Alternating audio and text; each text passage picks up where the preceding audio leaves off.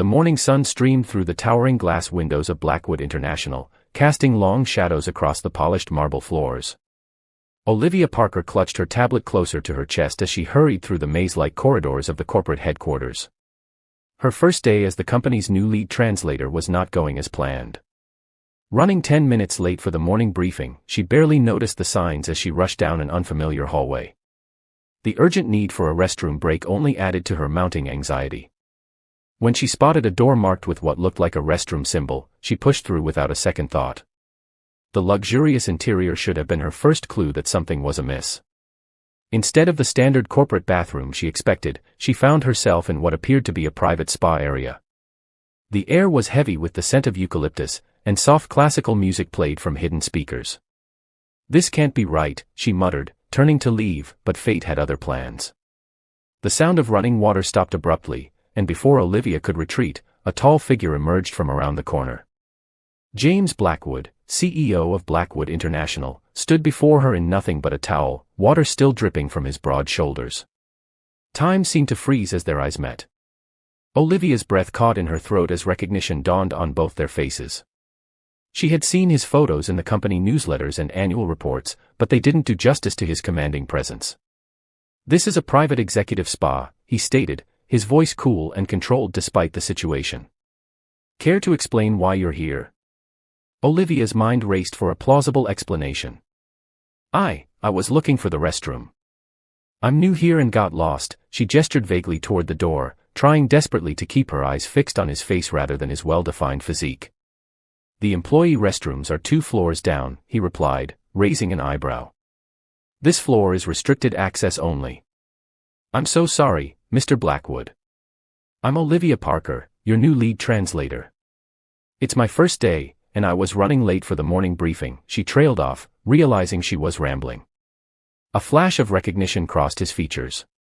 "Miss Parker, you're the one with the impressive credentials from Geneva." Yes, sir. Though right now I'm feeling more like an embarrassed intern than a qualified professional." She attempted a self-deprecating smile, hoping to diffuse the tension. James's expression remained unreadable as he studied her. "The briefing starts in 5 minutes. I suggest you find your way to the correct floor and appropriate facilities quickly." "Of course, right away." Olivia turned to leave, but her heel caught on the plush carpet. She stumbled forward, instinctively reaching out to catch herself. Her hand landed squarely on James's chest, and for a brief moment, she felt his heart racing beneath her palm. Their eyes met again, and this time, something electric passed between them. James's hand had automatically moved to steady her, gripping her elbow with surprising gentleness. "I'm sorry," she whispered, pulling away as if burned. "This is not how I planned to make my first impression." A hint of amusement flickered across his face, gone so quickly she might have imagined it. "No, I suppose it wasn't. We'll discuss your navigation skills later, Miss Parker. For now, you have a meeting to attend." Olivia nodded and practically fled from the room, her cheeks burning with embarrassment. As she finally found her way to the correct floor and meeting room, she couldn't shake the feeling that her life at Blackwood International was going to be anything but ordinary. What she didn't see was James watching her leave, a thoughtful expression replacing his usual stern demeanor. For the first time in years, something had managed to crack his carefully maintained facade of indifference. Whether that was a good thing remained to be seen. Testing her limits. The following week proved that James Blackwood hadn't forgotten their awkward first encounter. Olivia found herself drowning in an avalanche of work, each task more demanding than the last. It became clear that he was testing her limits, perhaps hoping she would crack under pressure. A stack of contracts landed on her desk early Monday morning, accompanied by a terse note in James's precise handwriting, complete by noon. No errors. The documents were complex legal agreements in German, Mandarin, and Arabic, requiring not just translation but cultural adaptation for each market. Olivia squared her shoulders and dove into the work. She might have made a fool of herself in their first meeting, but she hadn't earned her reputation by backing down from challenges. Her fingers flew across the keyboard as she meticulously translated each document, cross-referencing industry-specific terms and ensuring cultural nuances were preserved. At exactly 11:55 a.m., she walked into James's office with the completed translations. He looked up from his computer, surprise briefly flickering across his features before his usual mask of indifference returned. "You're early," he remarked, accepting the stack of documents. "I allowed time for review," Olivia replied calmly, though her heart was racing under his scrutiny. James began examining the translations, his expression growing increasingly frustrated as he failed to find any significant errors. Finally, he set the papers down and fixed her with an intense stare. "Your technical skills match your credentials," he conceded. "But let's see how you handle pressure in real time." The next day, Olivia found herself thrown into a video conference with Japanese investors, translating complex financial terms with no preparation. She maintained her composure, even when James deliberately used obscure industry jargon to test her knowledge. As days passed, the challenges grew more demanding.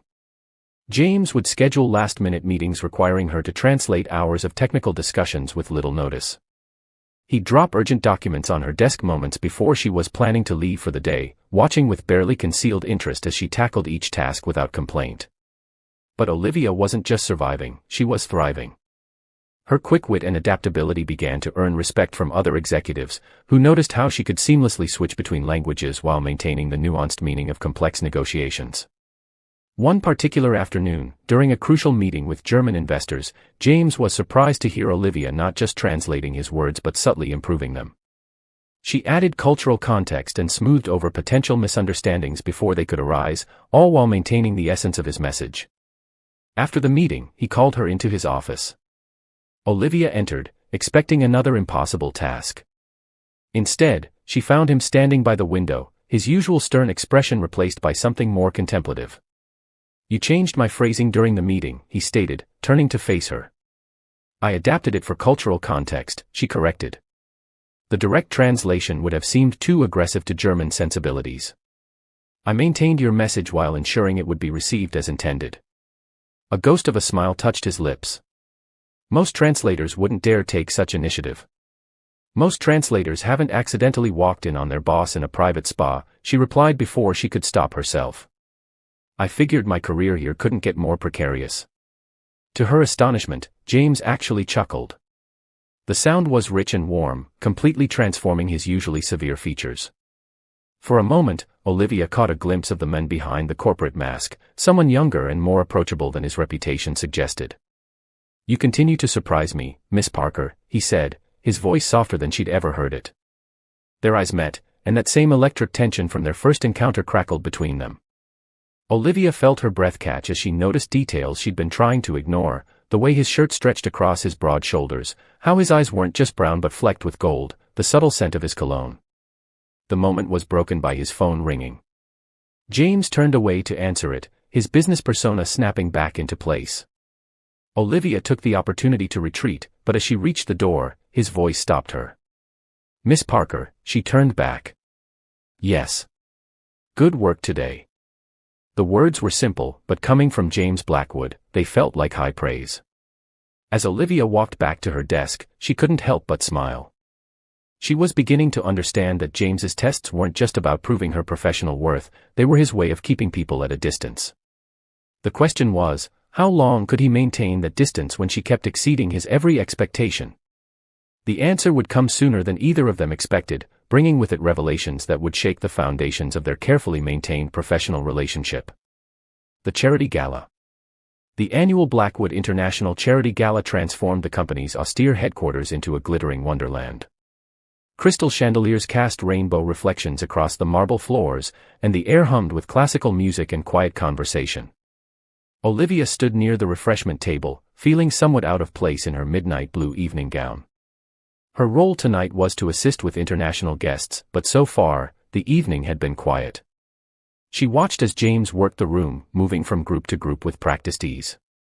He looked particularly handsome in his tailored tuxedo, though she noticed the slight tension in his shoulders that betrayed his discomfort with such social occasions. Everything changed when the waiters began circulating with champagne trays. Olivia observed as James's entire demeanor shifted, his jaw tightened, and his knuckles turned white around his water glass. When a waiter approached him with champagne, he recoiled so subtly that most wouldn't have noticed, but Olivia did. She watched as he excused himself from his current conversation and slipped out onto the balcony. Without really thinking about why, she followed him. The night air was cool and carried the scent of blooming jasmine from the corporate gardens below. James stood at the railing, his back rigid, his breathing slightly uneven. He didn't turn when she approached, but she knew he was aware of her presence. "You should be inside," he said, his voice rougher than usual. "There might be guests who need translation." "They can wait," Olivia replied softly. She moved to stand beside him, careful to maintain a professional distance. "What is it about champagne?" He turned to her sharply, surprise and something like fear flickering across his features. "You noticed that?" "I notice a lot of things about you," she admitted. "It's part of my job to read people, to understand what's not being said." James was quiet for so long that she thought he wouldn't answer. When he finally spoke, his voice was distant, as if coming from somewhere deep in the past.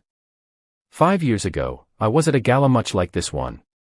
My wife Rebecca was there, and our daughter Emma. He paused, his hands gripping the railing. We were celebrating a major merger. Everyone had champagne. I was giving a toast when we got the call. There had been an explosion at one of our research facilities. Olivia's heart clenched as she began to understand. "Your family. They found evidence of sabotage, a rival company trying to steal our research data." The explosion was meant to be a distraction, but something went wrong. His voice cracked slightly. "I was here, raising a champagne glass, while my family was." He couldn't finish the sentence. Without thinking, Olivia reached out and placed her hand over his on the railing.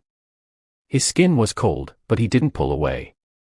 "That's why you push everyone away," she said softly. "Why you test people so hard." He turned to look at her, and in the moonlight, she could see the raw pain in his eyes. The merger partner turned out to be behind it all. Someone I trusted, someone I considered a friend. After that, I learned that trust is a luxury I can't afford. "But it's killing you inside," Olivia whispered. "Living without trust, without connection, it's not really living at all." Their eyes met, and for a moment, all the barriers between them seemed to dissolve. James looked at her as if seeing her for the first time, really seeing her. His hand turned beneath hers, their fingers intertwining almost of their own accord. "How do you do that?" he asked, his voice barely audible. "Do what?" "See through every wall I put up. Understand things I've never said." Olivia felt her heart racing but forced herself to hold his gaze. "Maybe because I'm not trying to see the CEO of Blackwood International. I'm just seeing you, James." He drew in a sharp breath at the sound of his first name on her lips. They stood there, hands joined, hearts beating in sync, while the party continued inside. It was a moment of perfect understanding, of walls crumbling and truths being revealed. But then a burst of laughter from inside shattered the spell. James pulled his hand away and stepped back, his professional mask sliding back into place. Yet something had changed. Olivia had seen behind that mask, had touched the real man beneath it. As they returned to the gala separately, both knew their relationship had shifted irrevocably. The question was no longer whether they could maintain professional distance, but whether they could survive the inevitable collision of their personal and professional worlds. Paris interlude. The Paris business trip wasn't supposed to be complicated. 3 days of negotiations with French investors, standard contract reviews, and then back to New York. But from the moment their private jet touched down at Charles de Gaulle Airport, something felt different between Olivia and James. Perhaps it was the lingering effect of their conversation at the gala, or maybe it was simply being away from the familiar confines of Blackwood International. Whatever the cause, the careful distance they'd maintained began to crack. The first day of meetings went smoothly. Olivia's French was impeccable, and she navigated the cultural intricacies of European business with practiced ease. James found himself watching her more than he should, noticing the graceful way she shifted between languages, how her eyes lit up when she smiled, the subtle ways she anticipated his needs before he could voice them. It was during a break between meetings that Thomas Laurent, one of the French executives, approached Olivia. His interest was obvious, his flirtation barely professional. James watched from across the room, his jaw tightening as Laurent touched Olivia's arm while complimenting her translation skills. "Mr. Laurent seems quite taken with you," James commented later as they rode the elevator to their rooms. His tone was carefully neutral, but Olivia didn't miss the tension underneath. "He's being typically French," she replied, studying James's reflection in the mirrored walls. All charm, no substance. Before James could respond, the elevator shuddered violently and ground to a halt. The lights flickered once, twice, then died, replaced by dim emergency lighting that cast everything in an eerie blue glow. Perfect, James muttered, pressing the emergency button. The response was quick but not encouraging, a citywide power issue, at least an hour before they could get the elevator moving again. Olivia leaned against the wall, trying to steady her breathing. Well, this is familiar. The last time I was the one intruding on your space. James's lips twitched in what might have been a smile. You've certainly made a habit of ending up in enclosed spaces with me. At least you're fully dressed this time, she quipped, then immediately blushed. I'm sorry, that was inappropriate.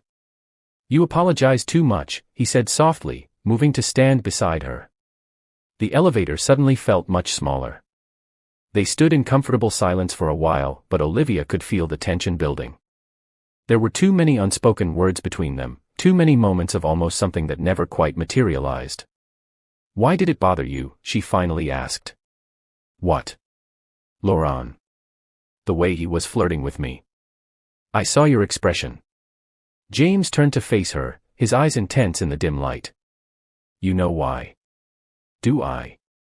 Her heart was pounding so hard she was sure he could hear it. He moved closer to her, close enough that she could feel the heat radiating from his body. Ever since the day you walked into the spa, you've been breaking down every wall I've built. And the most infuriating part is that you don't even seem to realize you're doing it. James. She breathed, but he wasn't finished. I tried to push you away. Gave you impossible tasks, tested your limits, looked for any flaw that would give me a reason to keep my distance. But you exceeded every expectation. You saw through every defense.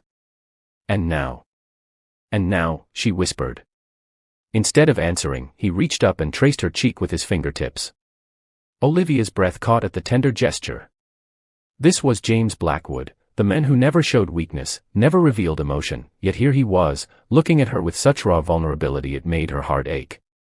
I haven't felt anything for anyone since I lost my family, he admitted quietly. I didn't want to. It was easier to be numb, to focus only on the company, to keep everyone at arm's length. But you. He drew in a shaky breath. You make me want to feel again, and that terrifies me. Olivia reached up and covered his hand with hers, holding it against her cheek. Being scared of feeling doesn't mean you stop feeling. It just means you're brave enough to recognize what you're risking. The space between them seemed to disappear. James's free hand found her waist, drawing her closer. Olivia's fingers curled into the lapels of his suit jacket. They were breathing the same air, sharing the same heartbeat. The final test. The merger negotiations were supposed to be routine. Blackwood International was acquiring a smaller tech company, and everything had been proceeding smoothly. But as Olivia sat beside James in the conference room, something felt off about the way the other company's CEO, Richard Morrison, kept smirking during the discussions. Their dinner in Paris had changed everything between them. Though they maintained strict professionalism at work, only subtle glances and brief touches betrayed the depth of their growing connection. But today, that connection would prove more valuable than either could have imagined. As Morrison presented his company's financials, Olivia noticed something in his German correspondence that made her blood run cold. She had been translating documents all week, and certain phrases kept appearing in different languages, phrases that seemed innocuous unless you knew what to look for. While translating Morrison's words into Mandarin for the Chinese investors present, Olivia carefully passed a note to James, need to speak privately. Urgent. James's expression didn't change, but he called for a brief recess. In his private office, Olivia's hands trembled as she spread out the documents. The coding in these contracts, she explained, pointing to specific phrases in different languages. They're similar to what investigators found in the documents from 5 years ago. The ones from the merger that. She hesitated, knowing this would hurt him. The one that killed my family, James finished, his voice tight. Are you certain? Yes. Morrison's company, it's a shell corporation. The same people who were behind the sabotage 5 years ago, they're trying to gain control of Blackwood International from the inside. James's face went pale, then hardened with fury. They've been planning this for years. Waiting for the right moment. He slammed his fist on the desk. I should have seen it. Olivia touched his arm gently. You couldn't have known. But we can stop them now. He looked at her, really looked at her, and something shifted in his expression. We. Yes, we. You're not alone anymore, James. She squeezed his hand. And I have a plan. When they returned to the conference room, everything was different. James began speaking about the merger terms, with Olivia translating into multiple languages for the international investors. But her translations were carefully crafted, exposing the hidden meanings in Morrison's documents while appearing to simply convey business terms. Morrison's smirk began to fade as he realized what was happening. The international investors started whispering among themselves, recognizing the coded phrases that Olivia was cleverly highlighting. Is something wrong, Mr. Morrison? James asked, his voice deadly calm. You look uncomfortable. Morrison's face contorted with rage. You have no proof of anything. Actually, Olivia interjected, sliding forward a stack of translated documents, we have proof in 6 different languages. Every coded message, every hidden clause, every connection to the shell companies involved in the incident 5 years ago. The room erupted into chaos. Morrison tried to flee but was stopped by security. The investors demanded explanations, and evidence was presented to the authorities who had been quietly summoned. Hours later, after the dust had settled and statements had been given, James found Olivia in her office. She was still there, organizing the evidence for the investigation. You saved my company, he said quietly, closing the door behind him. I saved more than that, she replied, turning to face him. I saved you from letting them hurt you again. James crossed the room in 3 strides and pulled her into his arms. This time there was no hesitation, no holding back. His lips found hers in a kiss that spoke of gratitude, admiration, and something much deeper. When they finally parted, James rested his forehead against hers. When you first walked into that spa, I thought you were going to be nothing but trouble. Olivia laughed softly. I was the best kind of trouble. His expression grew serious. I spent 5 years building walls, convinced that letting anyone close would only lead to more pain. But you didn't try to break down those walls. You simply showed me that it was safe to open the door. And now, she asked, her heart racing. Now I'm done hiding. Done being afraid to feel. He cupped her face in his hands. I love you, Olivia Parker. Not just for saving my company, but for saving me. For showing me that trust isn't a weakness and that love is worth the risk. Tears shimmered in Olivia's eyes. I love you too. All of you, the stern CEO, the wounded man, the person you're becoming who isn't afraid to feel anymore.